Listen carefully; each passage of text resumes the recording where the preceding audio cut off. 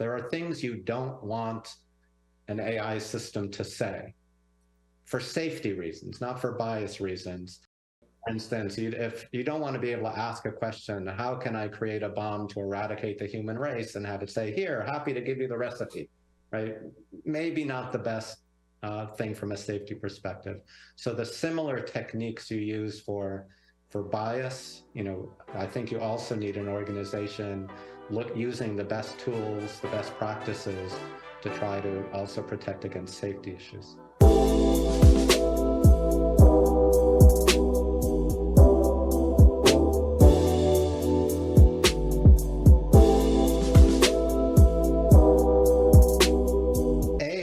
Literally algorithms plus data, and the algorithms are relatively well known. So data is the lifeblood of any AI system, and having the ability to organize and manage that data is essential for any organization trying to build AI systems. And with the explosion of AI over the last 15 years, but really over the last 6 months, this is going to become more and more an important and essential capability within every organization. I've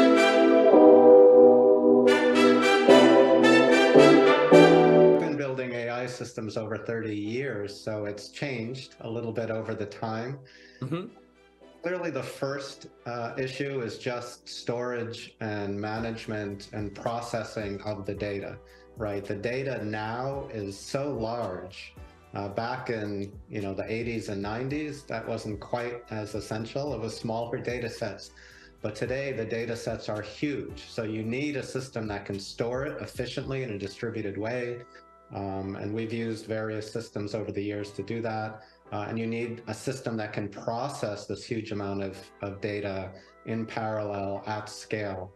One of the key areas in data management for me is data quality. So it's, even if you work with data companies, and when we were a startup, and then even at Apple, for instance, many of the data sources come from other places, other vendors. And surprisingly, the data is not always in perfect, clean form. So you need to have a process and tools and a pipeline that goes through and takes that data, cleanses it, adapts it. And often, if you have multiple sources, you need to integrate data together. And that can be a real challenge. I mean, there are standard systems, ETL systems, et cetera, but sometimes you need proprietary algorithms. As an example, with Siri, when we were a startup, you would get millions and millions of restaurant name data and business name data. And if you had something, Joe's Restaurant, Joe's Bar and Grill, are they the same or not? Yeah. It's a real problem. But Joe's, and probably you'd say yes. But Joe's Pizzeria and Joe's Grill, maybe not, right? And so how do you know? So there's a lot of work that goes into cleansing, integrating data. And then the final thing I'll mention, which is a big topic, which is in data management, is privacy and security, right? Once you have data coming in from users, there are standards and issues and regulations. That means you need to be able to ensure that the data you have is accessible only by the right people, that is secured and protected, and keeps privacy as much as possible standardized. So at Apple, we had, there's a number of techniques and teams. There's a lot that goes into that.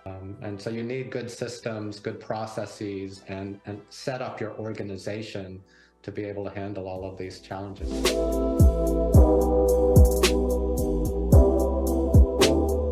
Absolutely. So it is a challenge, right? Your first tendency is, well, we'll just record everything.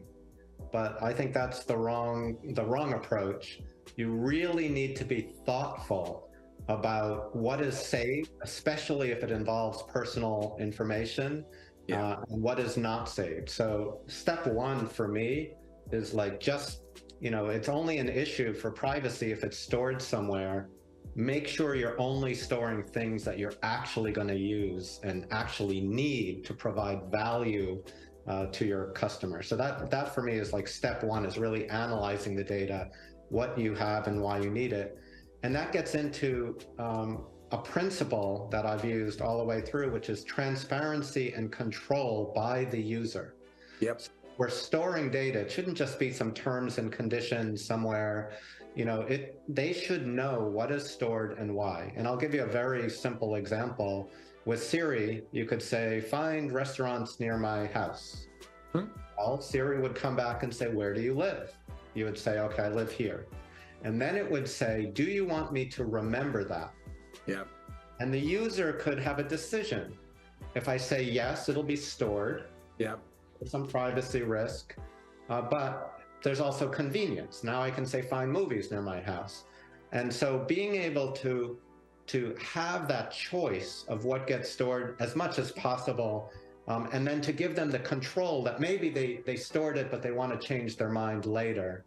At every point when it's stored in a way that the user can see, transparent, and also control, say this is stored so that it'll be convenient for you to access this information and you don't have to enter it every time, right? So that trade-off of value versus of privacy, I always try to do that. Obviously, best practices around data storage and doing it in a secure way, having audits. We had a whole team at Apple, separate from the engineering and product teams, whose job was to almost, go in as hackers and validate every assumption, so that if Apple ever gets pulled into Congress or something, they can say, we are guaranteed sure this data has been secured in the way that it was said it would be done. So having the organizational aspect. So for me, those are the ideas. Get the data, just the data you need, make it transparent, and give user control as much as possible to show the value. Use best practices both on kind of the system side, storage itself, but also organizational side. Have audit teams and really kind of checking that things, compliance is being met and design is being met. Algorithms aren't biased. They're just kind of pattern matching, pattern seeking devices. And they're looking for patterns, and that's their goal. That's their job. They're looking for useful patterns in data. That's how machine learning works. Yeah.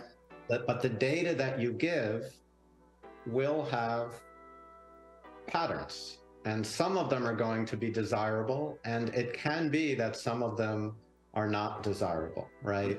And society and morality and all of this goes into it. Machines don't know about any of that. They just will take the data you have. So when you are going through this process of data collection, the data that you're going to feed to an AI to try to discover hopefully useful patterns, there's a number of techniques you need to consider to, as best as possible, ensure that your data sufficiently represents the customer base you're trying to meet. Really, that's what it comes down to. And if you get a disfluency between those, if the data is not well representative, it's a problem. So you need to have, first of all, teams who are looking and working explicitly on bias. They know there's going to be some patterns in there. Is it well represented according to our morals, according to our values, according to what we want to be able to give to the customer, right? If you just take random data and throw it in, it's not enough. You need to have an active investigation, active tools by people to do that within your organization. And of course, diversity is often one of the areas that bias is an issue. So having a very diverse team, maybe a team trained and understanding what to look for. The other thing that, as best as possible, even if you have an organization trained to try to reduce any problems of data bias, you may not capture everything. So being able to allow and listen to and be responsive to end user feedback, if they raise an issue, to say, we hear you, we care, and we're doing something about it. that will get, ultimately a better solution. You have more eyeballs on it, more perspectives, et cetera. So, and the last thing that for me, when I deal with AI, there's, bias kind of issues. There's also safety issues, and the same topics, especially with these like large language models, there are things you don't want an AI system to say for safety reasons, not for bias reasons. Yeah. For instance, if you don't want to be able to ask a question, how can I create a bomb to eradicate the human race, and have it say, here, happy to give you the recipe, right? Maybe not the best thing from a safety perspective. So the similar techniques you use for bias, I think you also need an organization using the best tools, the best practices to try to also protect against safety issues. AI is a tool to help humanity solve big problems, achieve more with our lives. Yeah. AI does not have the ethics and morals and values that we do. So you need, people to teach a machine so that when it reflects back, we've given it to us, we don't get offended. I've been doing AI and machine learning in many forms and many techniques over time. The way we use LLMs is different than the way we use some of the models earlier on. But often, so when you're working with data and you're working with these algorithms, there are many things you can try to do to lift the performance and accuracy of the models that you're doing. So for instance, with LLMs specifically, they're usually based on a very large pre-trained model.